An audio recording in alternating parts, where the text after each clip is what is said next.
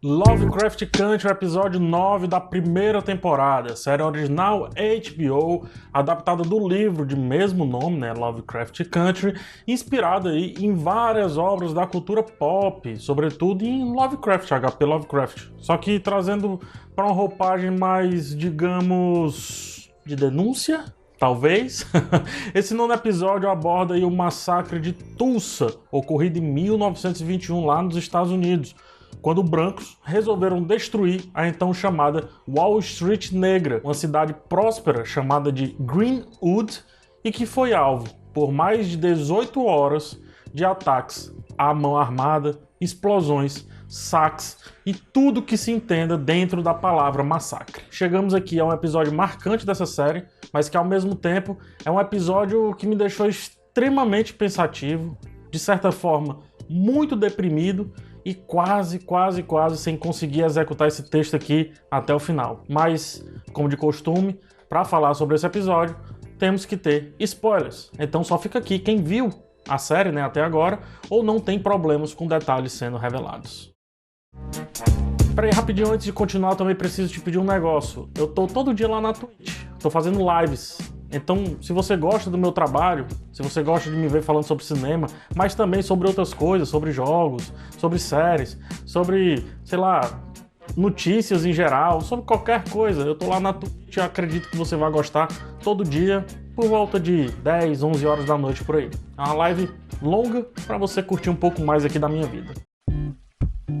Pois bem, Montrose, Letty e Atticus precisam salvar Diana, que, como vimos no episódio passado, foi atacada por um encanto que a deixou incapacitada. Aos poucos, a maldição dominou o seu corpo e o tempo corre contra os protagonistas da série. Depois de ter vários episódios isolados, o novo episódio aqui de Lovecraft Country vem para amarrar absolutamente tudo que a gente viu antes. Outrora, as jornadas pareciam apresentadas de maneira frouxa, né? Por exemplo, a Ruby, a Letty, a Hipólita estavam tendo jornadas, side quests soltas que parece que não levavam a canto nenhum. Na verdade, agora não mais. O que cada personagem aprendeu com as suas escolhas, caminhos e as alianças que forjou ao longo dessa jornada serviu para a gente chegar exatamente a esse momento extremamente pesado e muito bem abordado pela Misha Green, a roteirista da série aqui, quem está adaptando o livro, né? Com a ajuda da Hipólita, que de tanto viver nos diversos multiversos, provavelmente achou uma saída e até se conectou com a máquina que os cria. Ou seja, que cria e mantém esses multiversos, né? Ela viveu tanto aquilo dali que ela se tornou aquilo dali. E daí, com a ajuda dela, o trio vai para a década de 20, a fim de pegar o livro dos nomes e salvar, ou pelo menos tentar salvar a Diana. Nessa jornada, porém, todos presenciam uma das maiores manchas na história da luta racial dos Estados Unidos, o massacre de Tulsa, que também foi abordado na série Watchmen esse ano na HBO. Antes disso, porém, um conflito de Atticus vem à tona.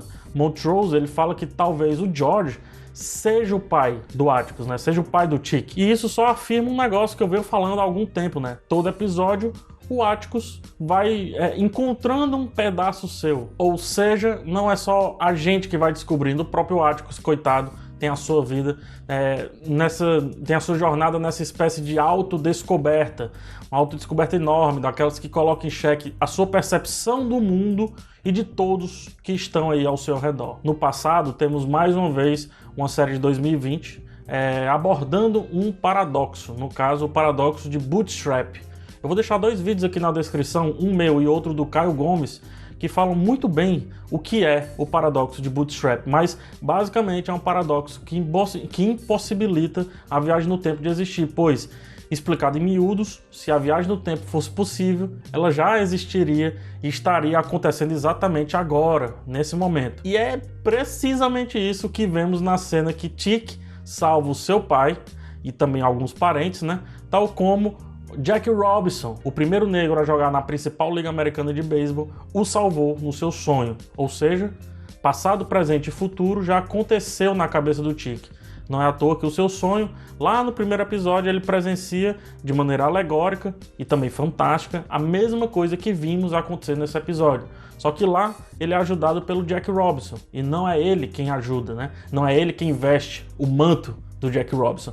E isso tem uma mensagem impressionante, né? Podemos ser Jack Robinsons, Podemos ser vários negros que lutaram e que venceram, que ultrapassaram o fogo. Acho que daqui a pouco eu vou falar um pouco mais sobre isso. Tiki viajou no tempo, né, antes desse episódio, melhor, viajou entre universos, e aquele sonho pode ter também elementos dessas várias viagens, uma vez que o Tiki do presente se misturou com lembranças de um Tiki que viveu brevemente ali na década de 20 e de um Tiki que viveu outras realidades. Segundo outro paradoxo, no caso o paradoxo do navio de Teseu, também tem um vídeo na descrição meu que explica um pouco sobre ele, os vários Tikis habitam cada vez mais no Tiki do presente, como se agora ele estivesse desprendido do tempo. Isso é muito importante para a gente aceitar, mais do que entender, para a gente aceitar o que acontece aqui no episódio. A série abraça mais ainda a fantasia, como se fosse possível, né? Mas dessa vez adere também ao nonsense, um estilo que geralmente leva as produções para a comédia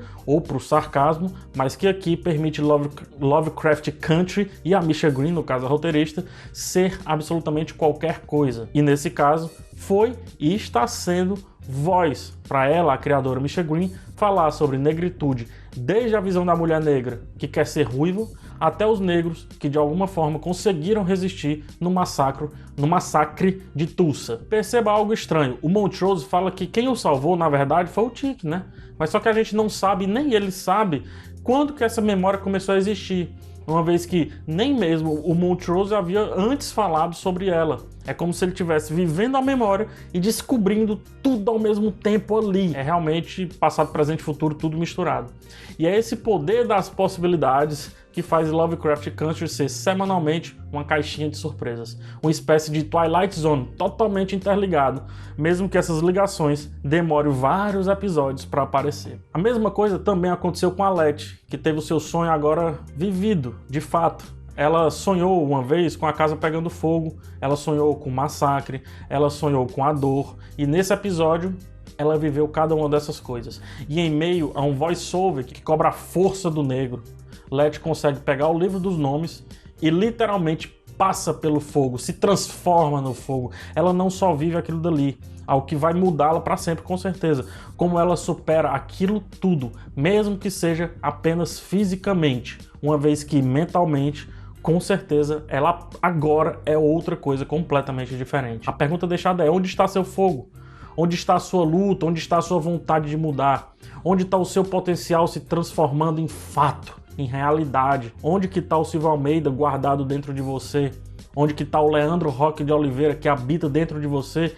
Quer queira, quer você não queira, negão. O episódio é mais um chamado para sermos o que quisermos ser, para lutarmos e passarmos por provações, passarmos por esse fogo que jogam contra a gente, para ser, ter e viver, não só sobreviver. A parente do Atticus, que tinha o livro dos nomes, disse estar preparada para ir embora. Sabia ela, muito provavelmente, que de alguma forma, mesmo que só em 2020, aquilo seria útil para gerações futuras refletirem sobre si, sobre o seu poder, sobre sua capacidade de ser que lhes foi roubada com o tempo. Montrose fecha essa discussão praticamente fazendo um obituário ao final do episódio, quando cita não só os nomes, mas o que eram os nomes que foram silenciados naquele massacre. O melhor médico, o alfaiate, o barbeiro, o cozinheiro, o banqueiro, todos que de alguma forma foram vítimas de um massacre, todos que de alguma forma foram vítimas de um rompante, de uma briga, de uma luta que provavelmente não deveria ser deles, não é que não era, é que não deveria ser deles. Todos que de alguma forma representam o que brancos inconsequentes sentiam ao ver negros prosperarem em uma cidade fértil, produtiva, e que provava exatamente o contrário do que a eugenia prega. Leandro Roque de Oliveira é o Emicida, um dos maiores músicos do Brasil. Silvio Almeida é PhD em Filosofia e Teoria Geral das Leis, professor universitário e pesquisador, uma das cabeças pensantes mais importantes do Brasil. Maria Firmina dos Reis, primeira romancista do Brasil. Gabriel Matos, o Suquita BR, formado em desenho industrial, diretor de audiência do Intercept Brasil, um dos portais mais relevantes da atualidade por aqui. Caio Gomes, PhD em Física, cientista de currículo mundialmente invejável e funcionário da Amazon, uma das maiores empresas do mundo. Load, apresentador do Omelete, maior portal brasileiro de cultura pop. Edinaldo Batista Libânio é o grafite, ex-atacante de sucesso com mais de 250 gols e agora comentarista do Sport TV, e canais Globo. Machado de Assis, Edson Arantes do Nascimento, Lélia Gonzalez, Lima Barreto, Carolina Maria de Jesus, Abdias do Nascimento, Teodoro Sampaio, Elza Soares, André Rebouças, Lázaro Ramos, Sueli Carneiro, Marielle Franco.